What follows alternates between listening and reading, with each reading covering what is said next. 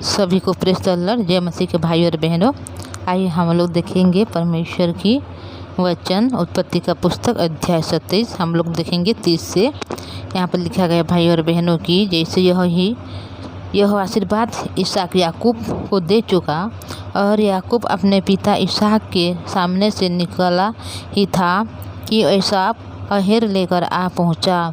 तब वह भी स्वादिष्ट भोजन बनाकर अपने पिता के पास ले आया और उनसे कहा, हे मेरे पिता, उठकर अपने पुत्र के अहेर का मांस खा, ताकि मुझे जी से आशीर्वाद दे। देखिए भाई और बहनों, ये क्या हो गया कि पिता इसहाक ने अपने बड़े बेटे को जंगल भेजा था ताकि वो शिकार करके आने और अहेर तैयार करे, भोजन उनकी रुचि के अनुसार, ताकि वह खा के क्या करें, उनके मरने से पहले जी भर के आशीर्वाद दे। पर उस आशीर्वाद को कौन ले गया है? अभी याकूब ले गया है। तो जब आशीर्वाद लेकर याकूब ने उस जगह से निकल ही रहा था, तो उसी समय बड़ा बेटा एसाव ने आ पहुँचा और उसके हाथ में स्वादिष्ट भोजन था। और अपने पिता को बोल रहा है कि उसे खा और क्या कह, मुझे आशीर्वाद दे। उसके पिता इसहाक ने पूछा, तू कौन है? उसने कहा, मैं तेरा जेठा पुत्र एसाव हूँ। देखिए यहाँ पर इसहाक ने पूछ रहा है कि तू कौन है बोल के। तो वहाँ पर इसहाक ने बोला कि मैं तेरा जेठा पुत्र क्या हूँ, एसाव हूँ। तो अब इसहाक ने अत्यंत थर-थर काँपते हुए कहा, फिर वह कौन था जो अहेर करके मेरे पास ले आया था और मैंने तेरे आने से पहले सब में से कुछ खा लिया और उसको आशीर्वाद दिया। तो वहाँ पर उनके पिता इसहाक को पता नहीं चला था कि उनके छोटा बेटा आके उनके बड़े बेटे की देने वाला आशीर्वाद को ले लिया है। तो वह चौंक जा रहा है भाई और बहनों, क्योंकि उसके हृदय में बहुत सारे थरथरा जा रहा है बोल के यहाँ पर लिखा गया है। और यहाँ पर क्या हो गया कि वो पूछ रहा है, तो तुझसे आने से पहले कौन था जो खाना लेकर आया था और उसको मैंने कुछ खाया और आशीर्वाद दे दिया है बोल के। तब अब उसकी आशीष ली भी रहेगी। और क्या कर रहा है, मैं खाना खा लिया, वो आशीर्वाद दिया, अब उसको आशीष लगी भी रहेगी। अपने पिता की यह बात सुनकर ही एसाव ने अत्यंत ऊंचे और दुख भरे स्वर से चिल्ला कर अपने पिता से कहा, हे मेरे पिता, मुझको भी आशीर्वाद दे। देखिए यहाँ पर उनके हृदय यहाँ पर क्या हो गया, टुकड़ा टुकड़ा हो गया, क्योंकि उनके मन था कि उनके आस था कि आज मेरे पिता ने मुझे क्या करेगा, आशीर्वाद देगा। तो अभी पिता के पास जब पहुंच रहा है तो पिता बोल रहे हैं कि तुझसे पहले कौन आकर मुझे खाना खिलाया, मेरे आशीर्वाद को ले गया। तो वो रोने लग रहा है अपना बड़ा बेटा और बोल रहा है, मेरे पिता, मुझे कुछ आशीर्वाद दे। तो उसने कहा, तेरा भाई धूर्तता से आया और तेरे आशीर्वाद को लेकर चला गया। उनसे कहा, क्या उसका नाम याकूब यथार्थ नहीं रखा गया? देखिए यहाँ पर वह उसको पता चल गया है कि कौन है तेरा भाई याकूब, आके तेरे जो लेने वाला आशीर्वाद को वो लेकर चला गया। क्या उसका नाम यथार्थ नहीं रखा गया? उसने मुझे 2 बार अड़ंगा मारा। मेरा पहलौठे का अधिकार तो उसने ले ही लिया था, और देख, उसने मेरा आशीर्वाद भी ले लिया। देखिए पहलौठे भी पहले से उससे छीन कर ले गया था और अभी उनका आशीर्वाद भी ले गया है बोल के अभी ये एसाव बोल रहा है। फिर उसने कहा, क्या तूने मेरे लिए भी कोई आशीर्वाद नहीं सोच रखा है?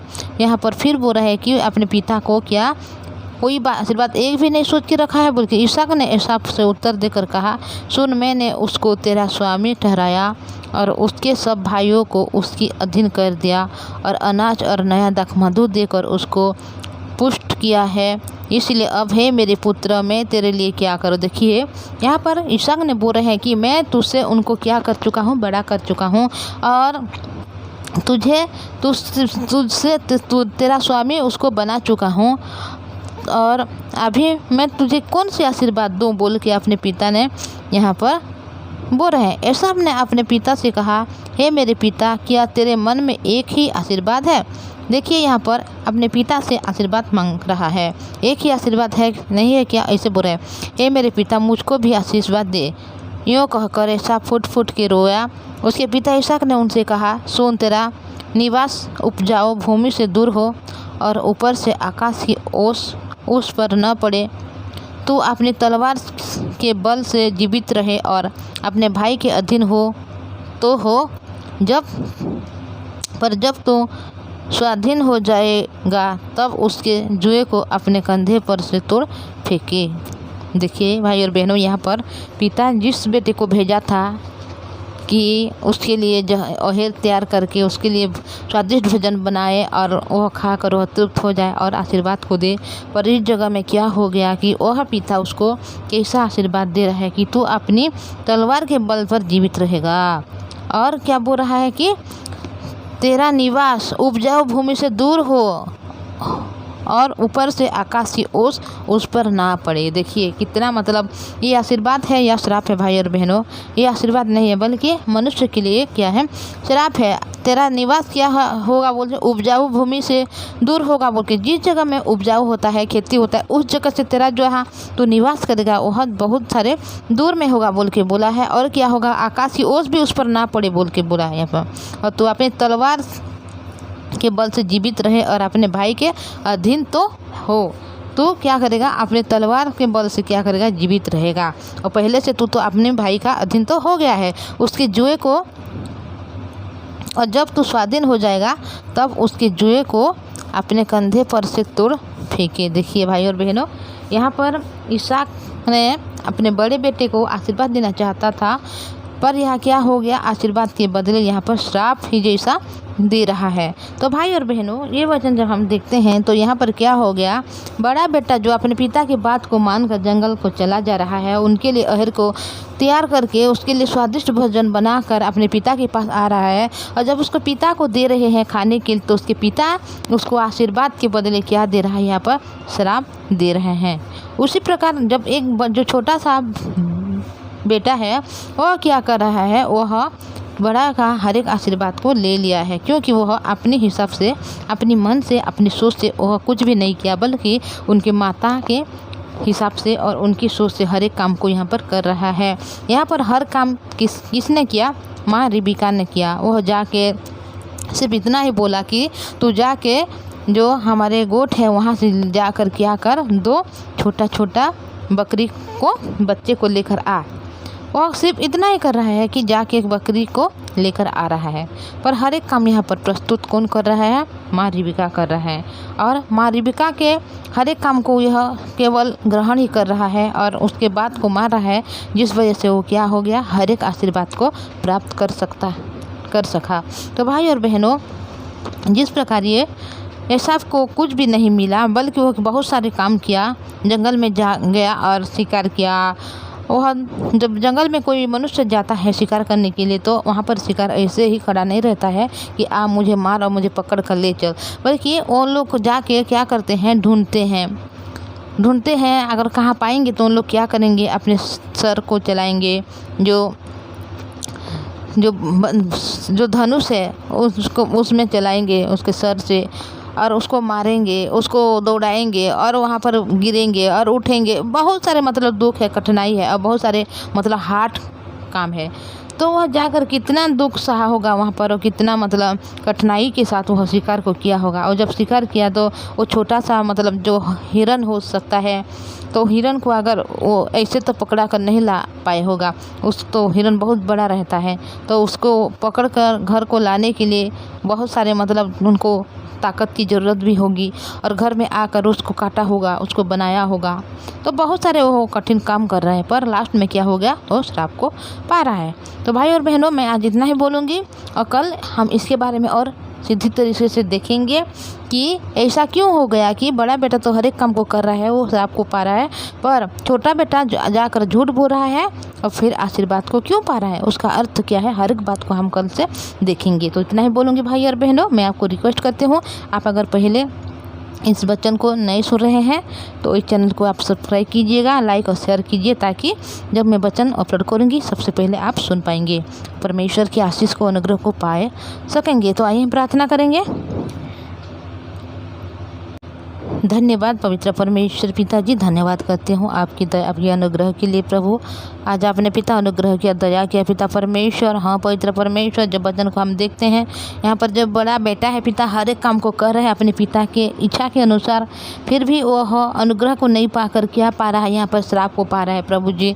पर जब छोटा बेटा कुछ भी नहीं कर रहा है बल्कि झूठ बोलकर अपने पिता को के पास जाकर मैं बड़ा बेटा हूँ बोल रहा है, फिर भी वह आशीष को पा रहा है पवित्र परमेश्वर पिताजी। हम जब देखते हैं वचन को पिता, हमें ऐसा लगता है कि इसे कैसे हो गया, ये अन्य हो गया जैसा लगता है, पर आपकी इच्छा है, आपकी अनुग्रह है पिता परमेश्वर। हाँ पवित्र परमेश्वर पिताजी, हम मनुष्य हैं प्रभु जी, हम केवल भले और बुरे का ज्ञान को सिर्फ जान सकते हैं प्रभु, पर अंदर के रहस्य को नहीं जान सकते प्रभु जी। क्योंकि पिता परमेश्वर जो छोटा बेटा इसीलिए अनुग्रह को पाया पिता परमेश्वर, क्योंकि उनको खुद के इच्छा, खुद के प्लानिंग और खुद के दिमाग को नहीं लगाया, बल्कि अपने माँ के हिसाब से वह चला प्रभु। जिस प्रकार पवित्र परमेश्वर पिता हम मनुष्य हैं, हम कुछ भी नहीं कर सकते प्रभु जी, और जो काम पिता परमेश्वर मनुष्य नहीं कर सकता केवल परमेश्वर के ऊपर छोड़ देना चाहिए।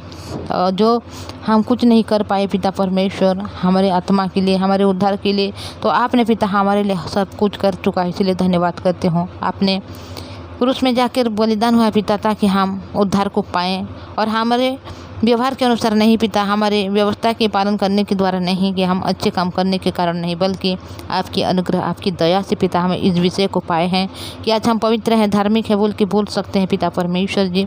जिस प्रकार पिता परमेश्वर मनुष्य कोई काम करके कुछ नहीं भी हासिल कर सकता प्रभु जी, क्योंकि उनके हर एक काम मैले चित्रों के समान है पिता परमेश्वर। क्योंकि मनुष्य के हृदय में हमेशा जो बुरे है पिता परमेश्वर, बुराई ही वास करता है, उस बुराई से हम कभी भी परमेश्वर को प्रसन्न नहीं कर सकते।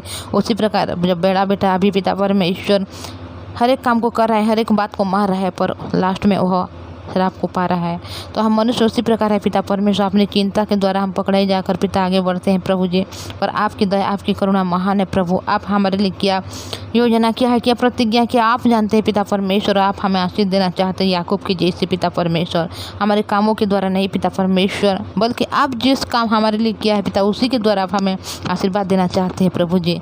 हमारे जो भाई और बहन सुन रहे वचन को, उनके हृदय मन को बनाए, ताकि हर एक दिन जिस वचन को सुनने वाले बने, और पवित्र परमेश्वर पिताजी वचन को समझने वाले बने, उनके हृदय मन को आप तैयार कीजिए प्रभु जी। हाँ पिता परमेश्वर, अपनी चिंता को, अपने सोच को छोड़ के प्रभु केवल वचन को रिसीव करने वाले बने। उनके परिवार के हर सदस्य को आपके हाथों में देती हूँ प्रभु, उनको संभाल कर रखना प्रभु जी। कोई रोगी है, कोई दुखी है, कोई बीमार है प्रभु जी, उन सबों को आप चंगे दीजिए। उनके परिवार के हर एक काम को आप आशीष दीजिए प्रभु। उनकी फाइनेंशियल की समस्या से उनको आज़ाद कीजिए प्रभु जी। उनके पिता नौकरी चाकरी में पिता, उनकी जॉब में पिता, हर एक में आशीष दीजिए प्रभु। उनके पिता पढ़ाई लिखाई में आशीष दीजिए प्रभु जी। उनके हर कामकाज में आप आशीष दीजिए प्रभु। सुसमाचार के लिए अपने जीवन को बिताएं, आशीष कीजिए प्रभु। सुसमाचार के लिए अपने जीवन में व्यतीत करते हुए अपने परिवार को, हर एक सदस्य को आशीष दीजिए, ताकि उन लोग भी उद्धार को पाए पवित्र परमेश्वर पिता। अपने आप को ना देखते हुए प्रभु आपकी पवित्र वचन को देखें, और उन लोग पिता उद्धार को पाएं, स्वर्ग राज्य की बारिश होने पाए, आशीष दीजिए प्रभु जी। पवित्र परमेश्वर पिता जी, आपने हमारे प्रार्थना को सुना है, धन्यवाद करते हैं प्रभु जी। और इस प्रार्थना को प्रभु यीशु मसीह के नाम से मांगते हैं, आमीन। सबको प्रेज द लॉर्ड, जय मसीह की। Thank you.